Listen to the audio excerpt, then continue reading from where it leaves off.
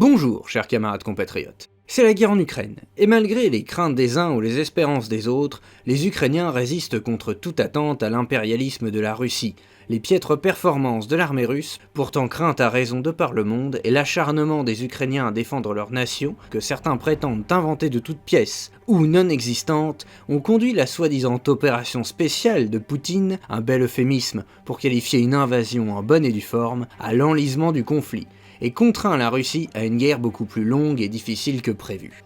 Mais alors que l'issue de la guerre se fait plus incertaine, et que le conflit risque de durer des mois, et peut-être même des années, une question nous vient à l'esprit. Quelle issue pour la guerre en Ukraine? Avant de comprendre comment peut se finir cette guerre, et de jouer les Madame Irma, il est indispensable d'en rappeler les objectifs initiaux. Disons les choses clairement, l'objectif initial de la Russie était de décapiter le gouvernement ukrainien, et de le remplacer par un gouvernement fantoche, voire d'annexer tout le pays, comme le laisse penser cet article paru dans la presse russe quelques heures le 27 février dernier. Dans tous les cas, une Ukraine démocratique, souveraine et indépendante devait cesser d'exister. Cet objectif étant aujourd'hui hors d'atteinte par la Russie, son armée se concentre désormais sur l'est et le sud du pays, afin de conquérir et d'annexer le plus de territoire possible de l'autre côté du Dniepr. Le tout évidemment accompagné par les traditionnelles purges des élites, militants et autres civils un peu trop récalcitrants à la libération. Et c'est le bon déroulement de ce nouvel objectif, lui beaucoup plus réaliste, dont va dépendre l'issue de la guerre. Si les Russes parviennent à avancer rapidement et consolider de nouveaux territoires, ils pourront forcer les Ukrainiens à la paix. Mais au vu de l'avancée pénible aujourd'hui, j'ai du mal à voir la Russie avancer rapidement jusqu'à Dnipro et Zaporizhzhia. Cependant, l'armée ukrainienne a aussi ses propres problèmes, et manque d'armes et notamment de blindés afin de conduire des offensives efficaces, sans parler de son aviation pour ainsi dire inexistante. Nous avons donc d'un côté une armée avec un bon moral mais peu équipée, capable de se défendre mais pas d'attaquer, et de l'autre une armée avec un moral très faible mais bien équipée et capable d'attaquer et de se défendre. Un autre point à noter est également les capacités industrielles des pays respectifs. L'Ukraine bénéficie de l'aide massive des pays occidentaux, alors que la Russie, actuellement le pays le plus sanctionné du monde, est presque entièrement isolée économiquement. Autrement dit, chaque perte matérielle russe est irremplaçable. Tandis que les pertes ukrainiennes peuvent être remplacées dans une certaine mesure par les équipements occidentaux. Le temps joue donc en faveur des Ukrainiens, car plus la guerre continue et plus les crimes de guerre de la Russie sont révélés, plus elle sera sanctionnée. Ces crimes de guerre, qui par ailleurs sont du même acabit que ceux qu'ils ont déjà commis en Tchétchénie, où 10% de la population a été exterminée. Il s'agit donc ici d'un problème systémique et non pas de cas isolés comme les crimes de guerre commis par les armées occidentales. Et plus les sanctions vont s'alourdir pour la Russie, plus les capacités industrielles en seront impactées, moins les Russes vivront bien et plus le pays se transformera en Corée du Nord bis, avec une armée puissante sur le papier, mais ayant un retard technologique irrattrapable du fait des sanctions. C'est d'autant plus vrai que les Occidentaux ont décidé de soutenir les Ukrainiens en leur fournissant plus que des petits fusils et des armes anti-chars comme au début de la guerre. Désormais, on parle d'avions et de blindés pour aider le pays à repousser les hordes fascistes. Les prochaines semaines vont donc être déterminantes. Avec le retrait de l'armée russe hors du front nord pour se concentrer sur l'est et le sud, elle va peut-être réussir à percer le front ukrainien et à amputer le pays d'une partie de son territoire, avant de signer la paix rapidement. Je dis rapidement, car il est clair que la Russie n'a aucune volonté de mener une guerre longue. Elle va déjà mettre des années à pacifier les territoires des oblasts de Donetsk et Louhansk, qui sont 3 fois plus grands et plus peuplés que la Tchétchénie, dont la Russie a mis 9 ans pour éradiquer la guérilla. Vaincre la résistance sur un territoire pareil va demander des années et un grand nombre de troupes déployées, et tout ça pour finir isolé diplomatiquement et au banc des nations. Sans parler de l'incapacité de la Russie à contrôler ces nouveaux territoires. Et c'est tout le problème. Là où la Chine a les réserves démographiques pour coloniser de nouveaux territoires, comme le Turkestan oriental ou le Tibet, la Russie n'en a pas les moyens. Territoires qui ne sont plus des pays souverains depuis 70 ans, contrairement à l'Ukraine, sa population baisse et aura perdu 10 millions d'habitants d'ici 2050. Une estimation qui est à revoir à la hausse au vu de la fuite des classes moyennes russes en âge de procréer. Et on ne parle même pas ici de prendre les oblasts ukrainiens qui sont entièrement sous leur contrôle depuis le début de la guerre en 2014. La situation actuelle nous laisse donc entrevoir plusieurs issues. Soit les Ukrainiens tiennent bon, voire réussissent à reprendre Kherson, et tout ou une partie des territoires envahis par les Russes. Dans ce cas, ces derniers ressortiront humiliés, au banc des nations, et sous des sanctions très lourdes qui ne disparaîtront sûrement pas du jour au lendemain. Soit les Russes réussissent à prendre les oblasts de Donetsk et Louhansk, mais également ceux de Kherson, Zaporizhzhia, Kharkiv et même Odessa. Ce qui, bien que très difficile à tenir et pacifier, montrerait à tout le monde que l'armée russe russe doit être crainte et que la Russie est toujours une grande puissance internationale avec laquelle on est obligé de composer. Une telle victoire encouragera d'autant plus le pays à utiliser son armée pour en envahir d'autres, comme les pays baltes, et les rêves de grande Russie de Poutine seront plus actuels que jamais, bien que contenus pour l'instant. Le plus raisonnable à mon sens étant que la Russie se contente de gains territoriaux très limités, à savoir les oblasts de Donetsk et Luhansk, gains essentiels pour que Poutine puisse sauver la face et faire croire aux Russes qu'il a gagné quelque chose à envoyer à la mort ce qui sera alors probablement plus de 30 000 soldats. Mais les événements en Transnistrie et la concentration de troupes sur le front sud laissent penser que Poutine a peut-être décidé de tenter le tout pour le tout, en essayant de s'attaquer non seulement au Donbass, mais également à toute la partie sud de l'Ukraine, afin de lui couper son accès à la mer et de faire la jonction avec la Transnistrie. C'est une manœuvre extrêmement risquée pour une armée russe ayant déjà subi de lourdes pertes matérielles et humaines. Néanmoins, en cas de victoire, l'Ukraine sera privée d'accès à la mer et forcée à la paix. Le bilan dans tous les cas est terrible pour la Russie. Plutôt que de gagner un pays de 40 millions d'habitants, l'Ukraine un vaste territoire, du gaz et du pétrole, parce que, comme chacun sait, aucun pétro-État n'a jamais assez de ressources naturelles et qu'il n'y a pas de raison qu'il n'y ait que les Américains qui déclarent des guerres pour ça, le mythe des petits Russes, nom donné aux Ukrainiens en Russie, avant que leur opération spéciale ne tourne au fiasco, ce mythe donc des petits Russes désireux de se réunir avec la mère patrie et accueillant leur libérateur à bras ouverts a fait long feu. À la place, les Russes ont trouvé une population hostile, des ennemis dans toutes les maisons, ils pensaient venir en libérateurs, ils furent accueillis en envahisseurs. Leur armée surpuissante a été stoppée par un ennemi moins bien équipé mais plus déterminé. Elle en ressort affaiblie et humiliée aux yeux du monde.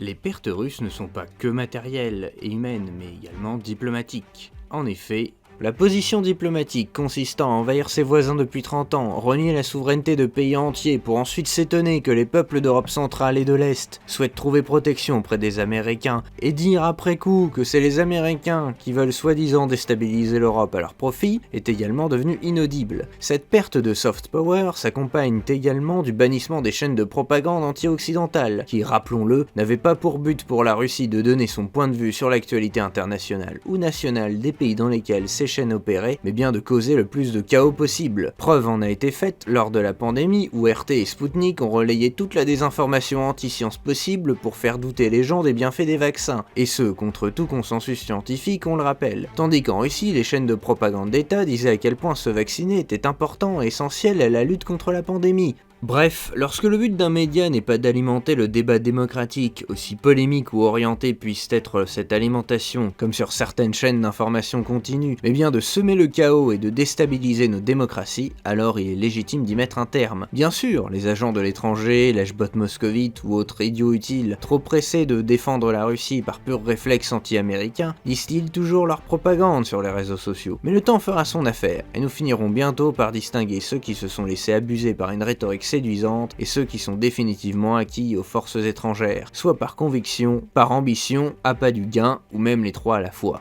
L'OTAN, qui était encore, il y a quelques années qualifiée par Macron d'alliance en état de mort cérébrale, voit de nouveau sa place légitimée et renforcée en Europe, à tel point que la Finlande et la Suède vont la rejoindre prochainement. Et c'est Poutine qui en est le seul responsable. Lui qui se plaignait de la présence de l'OTAN à ses frontières et que l'alliance l'encerclait, lui qui prétendait vouloir freiner l'expansion de l'OTAN donne toutes les raisons à ses voisins neutres pour rejoindre l'alliance. Un bien mauvais calcul stratégique. D'ailleurs, rappelons que la Russie ne partage que 6% de sa frontière avec l'OTAN. On est donc bien loin d'un soi-disant encerclement répété ad nauseam par le Kremlin. On rappellera également que l'OTAN n'est qu'une alliance défensive et que les pays du bloc de l'Est l'ont rejointe de leur plein gré, le plus souvent par référendum. Quant à la Chine, elle va étendre son influence sur les pays d'Asie centrale, désireux de connaître une prospérité économique que la Russie n'a jamais pu, voire jamais voulu leur offrir, se contentant de les traiter en vassaux, voire en colonies. L'invasion de l'Ukraine est également un test grandeur nature pour la République populaire quant à la réponse que les Occidentaux pourraient avoir si elle envahissait Taïwan. Elle peut donc en tirer toutes les conclusions qui s'imposent et réfléchir à sa stratégie pour ramener dans son giron la République dissidente. Mais c'est peut-être économiquement que le pire est à venir. En effet, la Chine ne contrebalancera pas toutes les sanctions économiques subies et ne le souhaite même pas. La République populaire défend d'abord et avant tout ses intérêts et n'a ni la capacité, ni l'intérêt, ni la volonté d'aider la Russie de tout son possible. Il ne faut pas oublier oublier qu'avant la guerre, plus de 48% des échanges commerciaux de la Russie se faisaient avec l'Europe, contre 15% avec la Chine et 3% avec les États-Unis. C'est donc plus de 50% des échanges commerciaux du pays qui disparaissent presque entièrement du jour au lendemain, et ce sans compter les pays comme le Japon et la Corée du Sud qui ont eux aussi mis en place des sanctions. La Russie est tout de même autosuffisante en nourriture, et encore, si on creuse le sujet, qui sait si tous les engrais et machines nécessaires sont bien 100% made in Russie. Par conséquent, les Russes ne mourront pas de faim,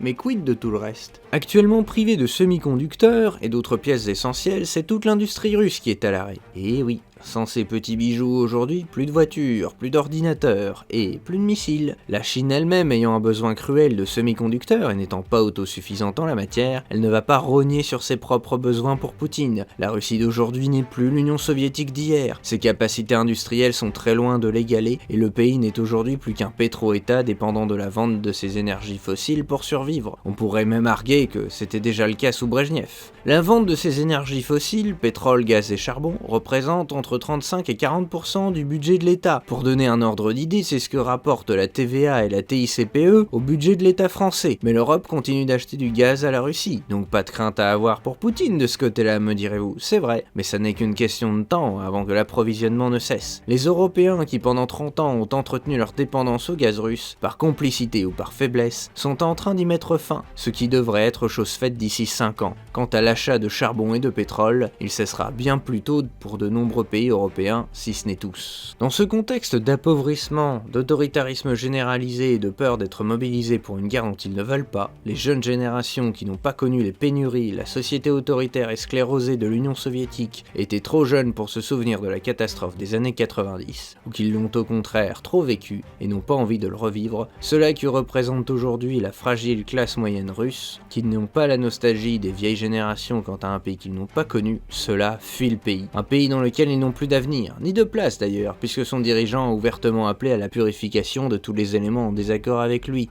Nous assistons donc à une importante fuite des cerveaux russes. Les 18-24 ans étaient déjà 43% à vouloir quitter le pays avant la guerre, surtout pour des raisons économiques. Aujourd'hui, c'est plus de 200 000 personnes qui auraient fui le pays depuis le début de la guerre, et il s'agit ici des ingénieurs, scientifiques, médecins et autres professions à haute valeur ajoutée. Des gens qui certes ont les moyens de fuir, mais qui sont indispensables à l'économie russe, particulièrement si celle-ci souhaite continuer ses rêves d'autonomie industrielle.